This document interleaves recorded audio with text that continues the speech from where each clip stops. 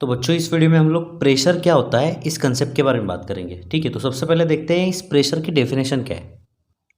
तो बच्चों डेफिनेशन देखिए, it is perpendicular force per unit area, या फिर इसको और एक तरीके से आप लिख सकते हो, it is perpendicular force upon area. ये पर यूनिट का मतलब ही होता है दोस्तों अपॉन। ठीक है, तो प्रेशर का फॉर्मूला क्या बनेगा दोस्तों, यहाँ पर देखिए प्रेशर इज इक्वल टू क्या होगा, परपेंडिकुलर फोर्स अपॉन एरिया। ठीक है, ये फॉर्मूला होगा दोस्तों प्रेशर का। ठीक है, तो प्रेशर को और अच्छे से समझने के लिए यहाँ पर एक एग्जांपल देखते हैं दोस्तों, केस नंबर 1। ठीक है, एक एग्जांपल हम लोग देखते हैं। सपोज दोस्तों एक सरफेस है, मान लेते हैं यहाँ पर एक सरफेस है। ठीक है, इस सरफेस का जो एरिया है वो एरिया एज्यूम करते हैं हम 2 मीटर स्क्वायर है। ठीक है, और इस एरिया के ऊपर मान लेते हैं यहाँ पर एक परपेंडिकुलर फोर्स लग रहा है, और फोर्स की वैल्यू कितनी है, मान लेते हैं 10 न्यूटन है। ठीक है, तो इस पर्टिकुलर केस के लिए इस सरफेस के ऊपर प्रेशर की वैल्यू कितनी होगी, जैसे कि हमें पता है दोस्तों प्रेशर का फॉर्मूला क्या है, परपेंडिकुलर फोर्स अपॉन एरिया। ठीक है, तो परपेंडिकुलर फोर्स अपॉन एरिया। ठीक है, तो यहाँ पे दोस्तों फोर्स की वैल्यू कितनी है, 10 है, और एरिया की वैल्यू कितनी है, 2 है। तो 10 डिवाइडेड बाई 2, प्रेशर कितना होगा दोस्तों, 5 होगा। तो फिर दोस्तों ये जो प्रेशर है उसका यूनिट हम किस में मेजर करते हैं, इसका यूनिट क्या होगा। प्रेशर का फॉर्मूला देखना है दोस्तों यूनिट के लिए, फोर्स अपॉन एरिया। फोर्स हम किस में मेजर करते हैं, न्यूटन, और एरिया हम मीटर स्क्वायर में मेजर करते हैं। तो ये जो प्रेशर है उसका यूनिट क्या होगा, newton divided by metre square. इसको न्यूटन पर मीटर स्क्वायर बोला जाता है।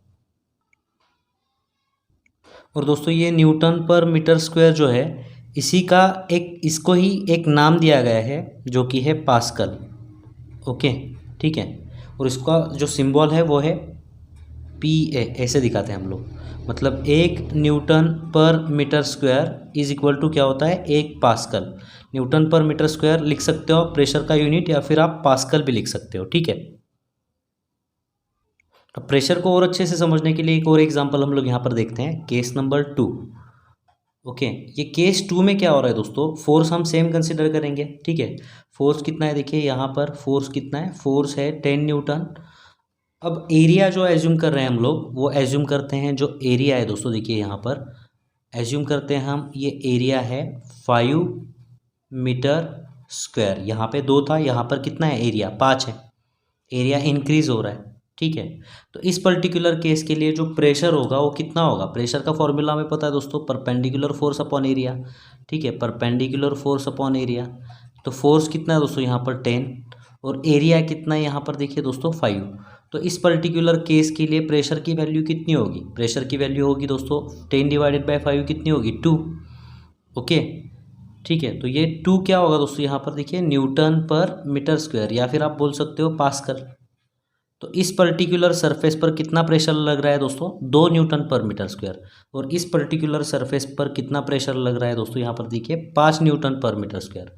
इसका मतलब क्या है, अगर ध्यान से आप देखोगे तो अगर फोर्स सेम है और अगर एरिया इंक्रीज होता है, तो अगर एरिया इंक्रीज होता है तो प्रेशर की वैल्यू क्या होती है दोस्तों, डिक्रीज होती है। ठीक है, फोर्स अगर सेम है, या फिर फोर्स अगर कांस्टेंट है, और अगर आपने एरिया इंक्रीज किया, अगर एरिया इंक्रीज हो जाता है, ठीक है, तो प्रेशर की वैल्यू क्या होगी, डिक्रीज होगी। इंक्रीज को हम ऐसे एरो से दिखाएंगे, डिक्रीज को हम ऐसे एरो से दिखाएंगे। ठीक ठीक है, तो अगर एरिया इंक्रीज होता है तो प्रेशर की वैल्यू क्या होगी, डिक्रीज होगी। इसका उल्टा भी होगा ना दोस्तों, अगर एरिया डिक्रीज होता है, मान लेते हैं यहाँ पे अगर एरिया की वैल्यू डिक्रीज होगी तो प्रेशर की वैल्यू क्या होगी, प्रेशर की वैल्यू इंक्रीज होगी। तो जैसे जैसे एरिया डिक्रीज होता जाएगा प्रेशर बढ़ता जाएगा, और जैसे जैसे एरिया अगर बढ़ता जाएगा तो प्रेशर कम होता जाएगा। ठीक है, तो अब दोस्तों प्रेशर का जो यूनिट है, SI यूनिट, ये हमने देखा यहाँ पर न्यूटन पर मीटर स्क्वायर। एक और यूनिट है दोस्तों, ये छोटा यूनिट है, एक और यूनिट है जो कि बहुत ही बड़ा यूनिट है। ठीक है, बड़ी जो वैल्यूज़ है प्रेशर की उसको मेज़र करने के लिए बार का यूज़ किया जाता है। ठीक है, ये जो बार है ये भी प्रेशर को मेज़र करने का एक यूनिट है।